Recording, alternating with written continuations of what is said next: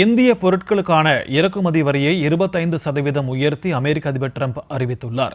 இந்த வரி விதிப்பு நாளை முதல் அமலுக்கு வரும் நிலையில் இது இந்தியாவிற்கு என்ன மாதிரியான தாக்கத்தை ஏற்படுத்தும் என்பது குறித்து பொருளாதார நிபுணர் கோபாலகிருஷ்ணனுடன் செய்தியாளர் ஜெயலானி நடத்திய கலந்துரையாடலை இப்போது பார்க்கலாம்.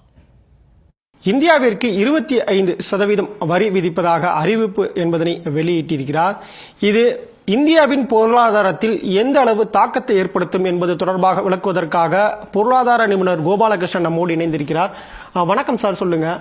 ட்ரம்ப் திடீர்னு இந்த மாதிரி 25% வரி விதிப்பு அறிவிச்சதற்கான காரணம் என்ன? இது எந்த மாதிரியான தாக்கத்தை இந்தியாவில் ஏற்படுத்தும் சார்? அதாவது இந்த அறிவிப்பில் 2 விஷயங்கள் இருக்கு. ஒன்று 25% டாரிஃப் அப்படின்னு சொல்லக்கூடிய இறக்குமதி வரி. இரண்டாவது இந்தியாவும் ரஷ்யாவுக்கு உடனான அந்த வர்த்தக நட்புணர்வுக்காக அதற்கு ஒரு பெனால்ட்டி அப்படிங்கிறத அதை தெளிவுபடுத்தலை. அது எவ்வளோ பெனால்ட்டி என்ன அப்படிங்கிறதுல. பட் ஒட்டுமொத்தமாக பார்க்கும்போது அது அவருடைய இயலாமையோ இல்லை ஒரு ஃப்ரஸ்ட்ரேஷனை தான் வெளிப்படுத்துது. ட்ரம்ப்புடைய தனிப்பட்ட முறையில் அவருக்கு ஆதிக்க மனோபாவம் உள்ளவர். அவர் அவர் சொல்வதை எல்லோரும் உடனடியாக கேட்டு அதை ஃபாலோ பண்ணணும் அப்படின்னு எதிர்பார்க்கக்கூடிய ஒரு நபராகத்தான் காணப்படுகிறார். கடந்த 3-6 மாதங்களாக அவருடைய போக்கை நம்ம பார்த்தோம். ஒரு அறிவிப்பு வெளிவிடுவதும் திருப்பியும் அதை பின்வாங்குவதும் திருப்பியும் அறிவிப்பு, இது போன்ற ஒரு ஃபிளிப் ஃப்ளாப் அப்படிங்கிறது ட்ரம்ப்பிடம் அதிகமாக காணப்படுகிறது. அந்த அடிப்படையில் பார்க்கும்போது ஒரு ஃப்ரஸ்ட்ரேஷன் அடிப்படையில் தான், அதாவது ஒரு இயலாமையின் அடிப்படையில் இது அறிவிப்பாக தான் பார்க்கப்படுகிறது. எதனால அப்படின்னா இந்தியாவும் அமெரிக்காவும் இந்த வர்த்தக பேச்சுவார்த்தை அப்படிங்கிறது தொடர்ந்து நடந்து கொண்டிருக்கு. இப்போ ஆகஸ்ட்ல அமெரிக்காவுடைய குழு இந்தியாவுக்கு வரப்போகுது அடுத்த கட்ட பேச்சுவார்த்தைக்கு. அந்த பேச்சுவார்த்தைக்கு இடையிலேயே இந்த அறிவிப்பு வந்திருப்பது அப்படிங்கிறது ஒரு அன்பிரடிக்டபிள் டெசிஷன் தான். இது எப்படி இது அவருடைய அந்த பர்சனல் ஈகோ அப்படிங்கிறத தான் எடுத்துக்கொள்ள முடியும். எதனாலன்னா ஒரு பேச்சுவார்த்தை நடந்து கொண்டிருக்கு, இன்னும் முடிவடையலை. இந்தியாவும் பின்வாங்கலை, அமெரிக்காவும் பின்வாங்கலை. அந்த அடிப்படையில் பார்க்கும்போது தொடர் பேச்சுவார்த்தை நடந்து கொண்டிருக்கு. எதனால் இந்த அறிவிப்பு அப்படின்னா அவர் எதிர்பார்த்த வேகத்தில் இந்தியா அதற்கு உடன்படவில்லை அப்படிங்கிறது தான் அவருடைய தனிப்பட்ட ஆதங்கமாக பார்க்கப்படுகிறது. அந்த ஆதங்கத்துடைய வெளிப்பாடு தான் இந்த டாரிஃப் அப்படின்னு எடுத்துக்கொள்ளலாம்.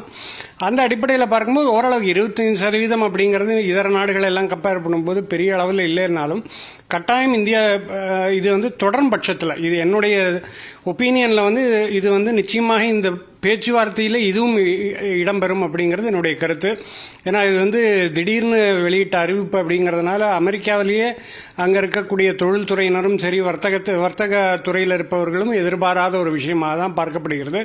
ஏன்னா இந்தியாவை பொறுத்தளவில் அமெரிக்காவுக்கு முக்கியமான ஏற்றுமதி அப்படின்னு பார்க்கும்போது மருந்து துறையில் அதிகமான ஏற்றுமதி இருக்குது.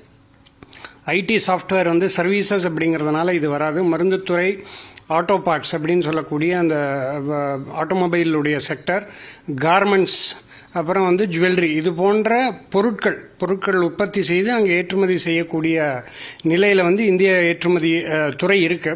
அதனுடைய தாக்கம் கண்டிப்பாக இருக்கும். பட் இது இந்த அறிவிப்பு நீடிக்குமா இல்லை திருப்பியும் அவர் இன்னைக்கு கொடுத்துருக்கக்கூடிய வியூஸ் பார்க்கும்போது திருப்பியும் இது அதை ரீவிசிட் பண்ணக்கூடிய வாய்ப்புகள் இருக்குங்கிறத அவரே வெளியிட்டிருக்கார். ஸோ அதனால் இது முடிவான இது ஃபைனலாக இருக்கும் அப்படின்னு எதிர்பார்க்க வேண்டாம். இது ஒரு மிரட்டலோ இல்லை ஒரு இந்தியாவை அடிபணிய வைக்கக்கூடிய ஒரு துருப்புச்சீட்டாகவோ தான் பார்க்கப்படுகிறது. ஏன்னா சைனா ஏற்கனவே பல சிக்கல்களை அமெரிக்க நிறுவனங்கள் சந்தித்து கொண்டிருக்கின்றன. ஆப்பிள் போன்ற நிறுவனங்கள்லாம் அங்கே இருக்கக்கூடிய ஃபேக்ட்ரிஸ் எல்லாம் இந்தியாவுக்கு இங்கே இடம்பெயர்ந்து கொண்டிருக்கு. அந்த அடிப்படையில் பார்க்கும்போது இந்தியாவுடைய அந்த பங்களிப்பு உலக பொருளாதாரத்தில், முக்கியமாக அமெரிக்க பொருளாதாரத்திற்கு இந்தியாவின் பங்களிப்பு அப்படிங்கிறது தவிர்க்கவே முடியாத ஒரு விஷயம். அது ட்ரம்ப் ஒரு டாரிஃப்னால நிச்சயமாக தகர்க்க முடியாது. இது ஒரு மிரட்டலாகத்தான் பார்க்கப்படுகிறதே தவிர இது முடிவாக இருக்கும் அப்படின்னு நம்ம எடுத்துக்கொள்ள முடியாது. நேரடியாகவே கேட்டோம். அதாவது அமெரிக்க அதிபர் டொனால்ட் ட்ரம்ப் பதவியேற்றதற்கு பிறகாக இது போன்ற அறிவிப்புகள் தொடர்ந்து அறிவிப்பதும் அதற்கு பிறகாக மீண்டும் அந்த அறிவிப்பை திரும்ப பெறுவதும் என்பது வாடிக்கையாக இருந்து வருகிறது. இந்த அறிவிப்பை பொறுத்தவரை இதுவரை இறுதி செய்யப்படவில்லை. வரக்கூடிய நாட்களில் அமெரிக்காவுடனான வர்த்தக பேச்சுவார்த்தை என்பது இந்தியா ஈடுபட இருக்கிறது. எனவே அந்த பேச்சுவார்த்தையில் இந்த டாரிஃப் தொடர்பான பேச்சுவார்த்தையும் ஈடுபடுத்தப்படும் என்பதாக கணிக்கப்படுகிறது. அதனால் இந்த அறிவிப்பு என்பது இறுதியாக இருக்காது என்பதாகவே பொருளாதார நிபுணர்கள் கருதுகிறார்கள். ஒருவேளை இந்த அறிவிப்பு நடைமுறைக்கு வந்தாலும் கூட மற்ற நாடுகளுடன் ஒப்பிட்டு பார்க்கும்போது இந்தியாவிற்கு பெரிய அளவிற்கான அதற்கான தாக்கங்கள் இருக்காது என்பதாகவே பொருளாதார நிபுணர்களின் கருத்தாக இருக்கிறது. ஜெயா பிளஸ் செய்திகளுக்காக ஒளிப்பதிவாளர் அஜித்குமாருடன் செய்தியாளர் ஜெயிலானி.